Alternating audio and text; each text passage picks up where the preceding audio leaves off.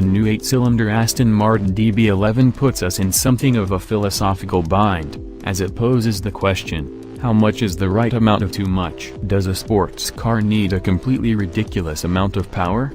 Or will merely excessive do? With due deference to Mark Donahue's oft-quoted assertion that superfluity would arrive only with the ability to spin all wheels in every gear, this smaller engine version of Aston's coupe makes an excellent case that downsizing can have an upside. The DB11 V-8 is the first implementation of Aston Martin's agreement with Daimler to use the German's twin-turbocharged 4.0-liter V-8, the same engine that powers high-performance models in the Mercedes-AMG and Mercedes-Benz families, while the engine also will go into the upcoming replacement for the British brand's smaller Vantage. It makes its Aston debut in the DB11, with 503 horsepower. Its output is the same as in Mercedes-AMG's C63S, against 600 ponies for the DB11's V12.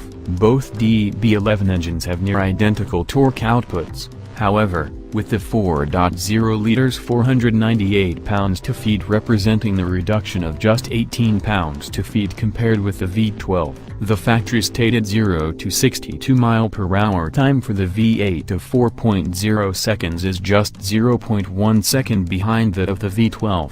The DB11 hit 60 mph in 3.6 seconds in our recent test of the V12 model. Claimed top speed suffers more, falling by 13 mph to 187 mph. Although we didn't have a chance to confirm this deficit during our drive in Spain, the engine's punchy torque delivery also kept the stability control busy on the twisting and wet roads in the Spanish Pyrenees. On the day of our drive, the rain in Spain fell mainly on the mountains, but the conditions also showed the fundamental balance of the chassis to be near perfect, with front and rear grip levels that allow the big coupe to feel agile without becoming scary. The stability control can be fully defeated, albeit via a convoluted process through a sub-menu selected with the steering wheel control switches, but it feels plenty exciting even with the Guardians on duty, particularly in its most aggressive Sport Plus mode. The reduction in mass over the front axle can be felt.